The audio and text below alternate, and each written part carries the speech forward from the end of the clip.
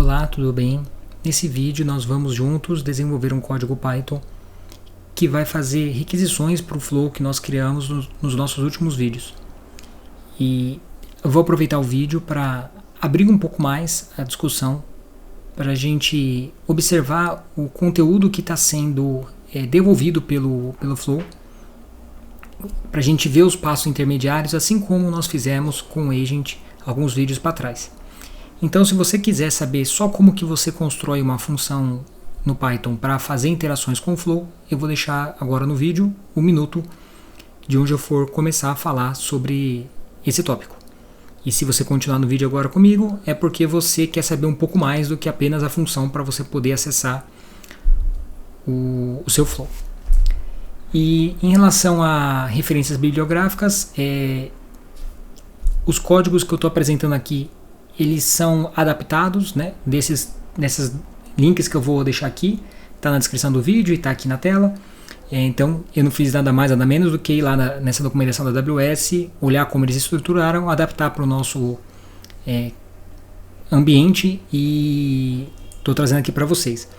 E assim como eu falei em outros blocos do nosso curso, aqui a gente vai também utilizar dois clientes AWS, ambos estão ligados a agents. Então um é o agent for Bedrock e o outro é o agent Bedrock Runtime. Então, se você já sabe, se viu os últimos vídeos, o que não tem runtime a gente vai analisar configurações do nosso flow, e no runtime vai ser quando a gente for pedir para executar mesmo um fluxo para analisar nossos dados. Então vamos lá para o Python agora. Então aqui dentro do Python, eu vou quebrar minha apresentação em 3 blocos e vou explorar características diferentes com vocês em cada um desses blocos. Nesse primeiro bloco eu vou falar para vocês sobre os gets e lists que existem quando você interage com o flow e o prompt management. Ok, então eu vou seguir também o mesmo modelo que eu usei no outro vídeo, de em vez de eu fazer a requisição e depois ficar abrindo aqui no console do Jupyter o objeto para a gente explorar ele, eu vou salvar tudo na forma de um JSON na minha máquina local, e aí pelo Visual Studio Code fica mais fácil da gente olhar o JSON e entender a estrutura da resposta. Beleza, vamos começar o código e vamos chamar aqui nossa primeira função. Qual é a ideia que eu quero passar aqui para vocês? Que quando você pede list de alguma coisa, você vai estar pedindo para ele fazer uma listagem de tudo que tem sobre aquela característica. Então, quando você pede list prompts, ele vai listar todos os prompts. E aí, se eu abrir aqui o JSON que a gente gerou, eu podia abrir aqui no terminal do próprio Jupyter, mas eu não gosto muito da interface dali, eu prefiro abrir no Visual Studio Code mesmo. Como eu disse para vocês nos últimos vídeos, né? Tem o response metadata, que você normalmente não tá interessado, e aqui o objeto que a gente está interessado, nesse caso, é o prompt summaries, e aí cada prompt que a gente criou, ele traz aqui informações sobre ele, e ele traz na versão draft. É bem parecido com o que tem nos agents, né? Quando eu não especifico a versão, ele traz a mais recente.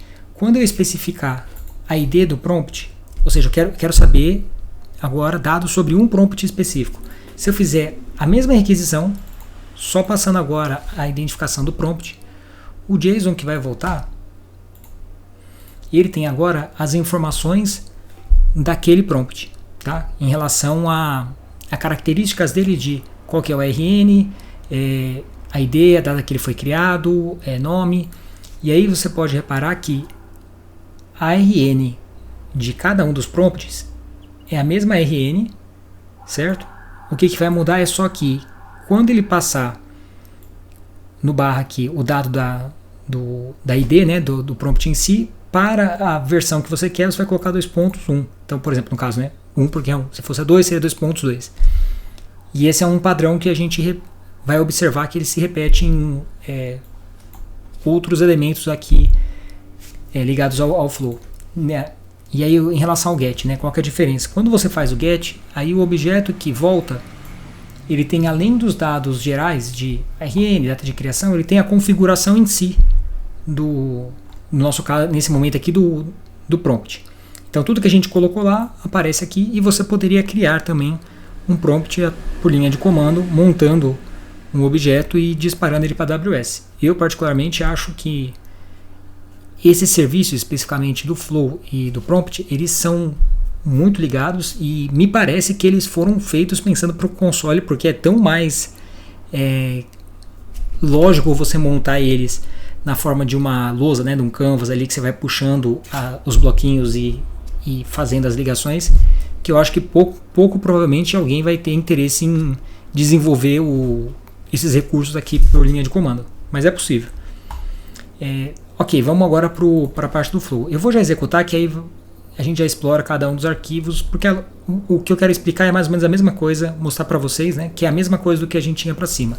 Quando eu não passar nada, ele vai trazer o dado de todos os flows que tem na minha conta. Quando eu pedir um get, ele vai trazer para mim. Então, vamos lá.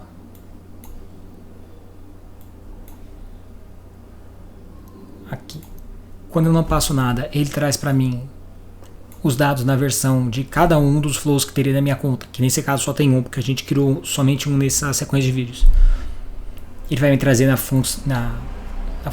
versão draft, que é a versão mais recente dele, que está em edição nesse momento. Se eu passo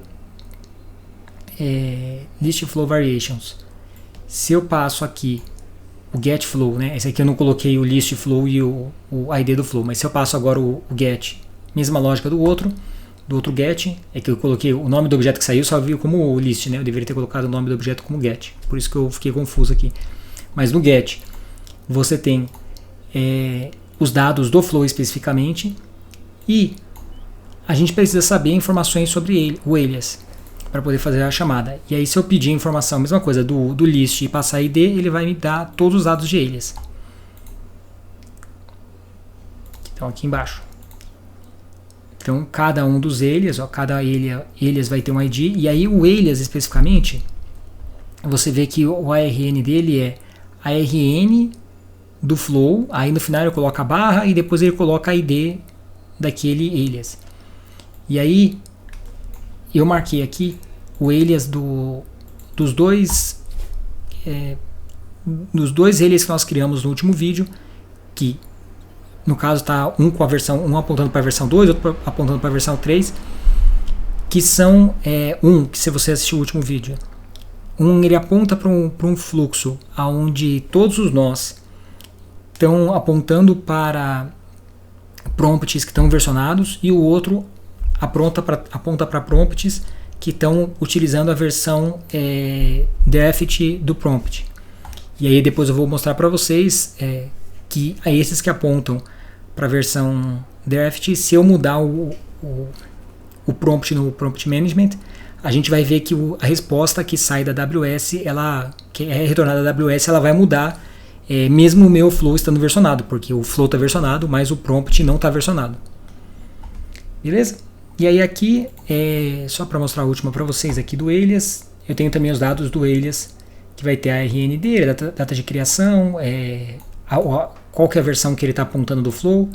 Então são informações básicas que você, se quisesse, poderia ter vindo aqui no console e ter coletado esses dados aqui. Então a ID do nosso flow, que a gente vai precisar dela, e a ID dos nossos alias que nós vamos chamar lá no nosso código. Então, beleza, esse primeiro bloco, deixa eu zerar aqui o kernel, e eu vou apagar esses objetos aqui também, para não dar confusão. Foi? Pronto.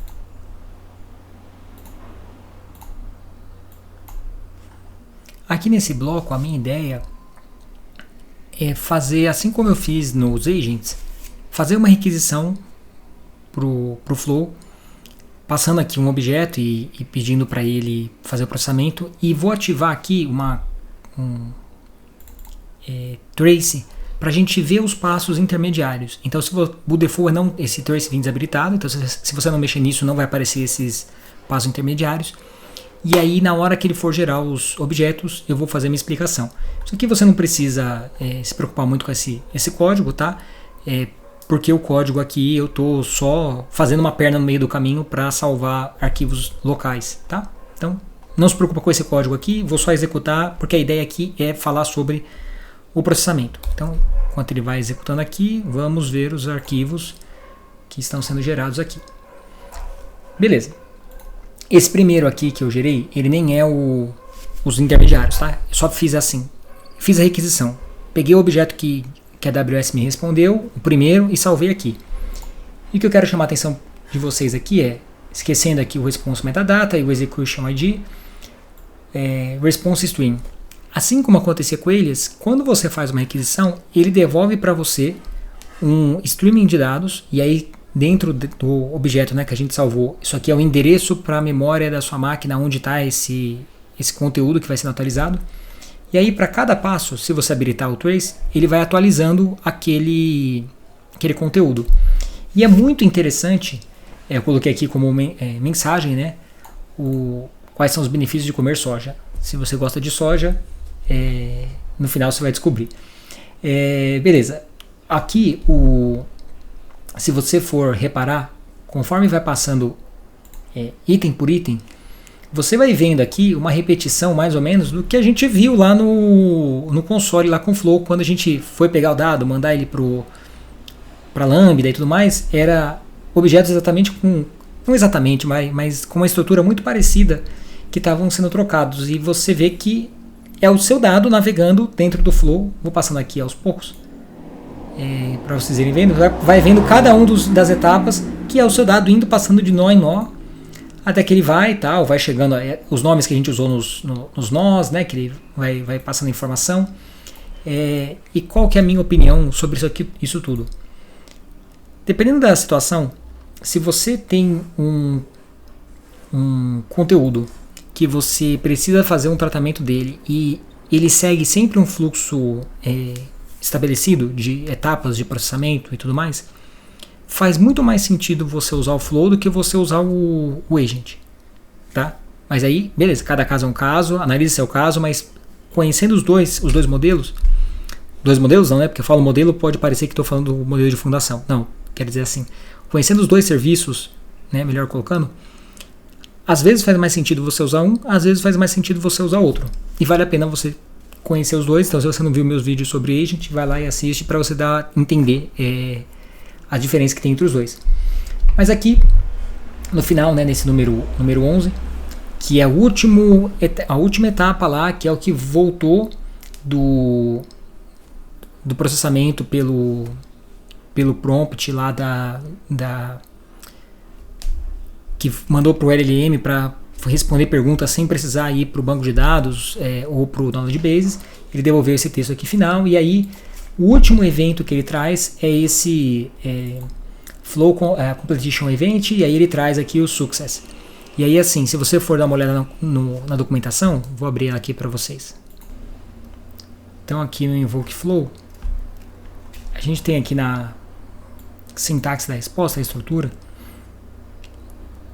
Se deu sucesso, ele vai devolver o sucesso. E aí, para cada tipo potencial de erro, ele traz para você informações à parte, né? Descrevendo como é que foi aquele erro. Então aqui no nosso código, se você quiser saber se deu certo a requisição e tudo mais, ele tem que ter dentro desse objeto final, esse aqui é o conteúdo que tem presente no final da execução. Ele tem que ter dentro de Flow Complete Event aqui a conclusão final como sucesso. Então, se ele tiver isso daqui, quer dizer que o fluxo aconteceu com sucesso e não teve quebra no meio, não teve nenhum falta de compasso entre as etapas. E assim a gente chega então no nosso nossa última bloco da explicação aqui, onde eu vou falar para vocês de como que a gente vai montar uma função para fazer a requisição. Então vamos lá para a parte do código onde eu apresento para vocês como que você faz a requisição para o seu Flow. E lembrando que o código que eu estou apresentando aqui para vocês, nessa parte final, que é a parte mais importante, ele está dentro do repositório meu do GitHub, onde eu estou colocando os códigos que eu estou apresentando aqui para vocês. E aí aqui você vai ter aquele mesmo código um pouco melhorado, vamos dizer assim, que também faz o tratamento de erro, mas basicamente é o mesmo conteúdo que está lá, só um pouquinho mais bonito, com alguns comentários em inglês, porque eu coloco ali para ficar disponível, vamos dizer assim, para o mundo todo. Então, como o português não é uma língua muito falada no mundo, prefiro deixar em inglês. Mas beleza. Que esse código faz? Basicamente eu faço uma chamada para o invoke flow, aonde eu passo a ID do flow, a ID do alias, e junto eu passo aqui dentro um documento. E aí, esse documento a gente vai definir ele quando for chamar uma função. Eu defino ele e depois eu estou passando o objeto dentro da minha requisição. E aqui você pode, na hora que você está definindo, definir qual que é o nome do nó de saída, e aqui no final você vai ter que fazer aquele acesso e chegar dentro desse objeto aqui para trazer a sua resposta. É bastante simples. Se você quiser dar uma pausa depois do vídeo, dar uma olhada no código, não tem nada demais. É só um JSON que você vai navegar ali dentro dele, pegar o conteúdo e pegar a resposta no modelo lá de dentro. E aí vamos fazer esse teste então. Então eu vou executar aqui primeiro. E aqui eu vou fazer uma pergunta ligada a qual que é o status da minha ordem de pedido. E aí, só para reforçar com vocês, eu vou passar aqui, ó, esse alias ID, que é o alias. Vamos voltar aqui. Minuto.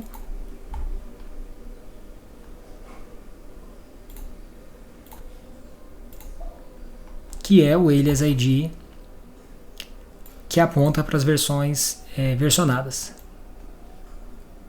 Correto? H, O e etc. Beleza. Vou executar aqui e aí a gente vai imprimir aqui a resposta no console mesmo. Então, nessa primeira chamada ele pode ter demorado um pouquinho mais, porque lembra, eu estou trabalhando com Dynamo, que não está versionado, que não está com uma estrutura que vai ficar ligada o tempo todo. Eu estou usando o serviço serverless dele, então a primeira chamada pode demorar um pouquinho mais por isso. Além disso, tem todo o fluxo que a informação tem que percorrer. E beleza, fez aqui a minha requisição. No seu caso, você vai ter que trocar, né, a order ID por alguma ordem ID que exista no seu banco de dados. Legal. O próximo, vou perguntar sobre alguma informação que está no meu Knowledge Bases. Vamos executar esse daqui.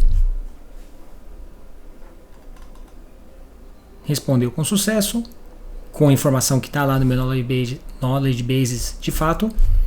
E aqui, o último, vou fazer uma pergunta que vai direto para o modelo, perguntando para ele quais são os benefícios que tem de você ter uma dieta vegana. Beleza, e ele respondeu aqui. Agora aqui é o ponto que eu gostaria de mostrar para vocês de por que você tem que tomar cuidado com apontar ou não apontar para prompts versionados ou lambdas também versionadas, que esse foi um ponto que eu não abordei no vídeo, mas relembrando também, as lambdas você pode versionar ela e lá dentro do Flow você pode apontar para uma versão versionada da sua lambda. E qual que é o problema? Qual que é o perigo de você usar Draft? Que se alguém fizer uma edição no seu prompt, então eu vou pegar aqui, ó, a seguinte ideia. Eu vou editar nosso prompt que responde essas perguntas genéricas e vou falar para ele o seguinte: não importa o idioma que a pessoa fizer a pergunta, responda sempre no idioma espanhol. E aí a gente vai ver isso aqui mudando. Então agora, ó, ele está apontando para Draft, né? Vamos lá, eu vou vir aqui no console, vou voltar aqui nos prompts, tem aqui os 3 prompts que nós criamos, e esse que eu quero editar é esse daqui. Deixa eu fechar essas abas também, que eu não vou precisar mais delas.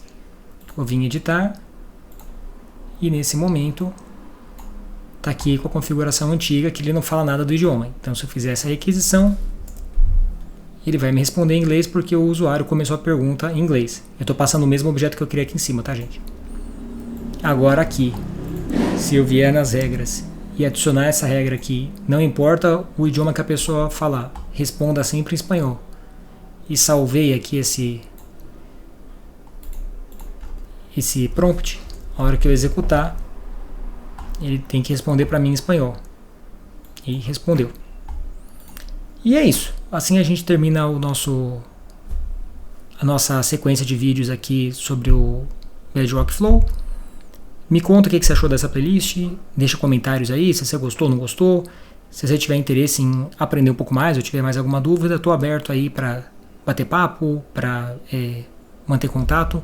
E aí me procura nas redes sociais, eu vou deixar no meu YouTube em algum lugar aí um link que vai para aquele Linktree, e aí lá tem o link para as redes sociais, beleza? Espero que você tenha aprendido alguma coisa e te vejo no próximo vídeo, que eu ainda não sei qual vai ser o tema, mas eu tenho certeza que você vai estar lá. Valeu, até mais.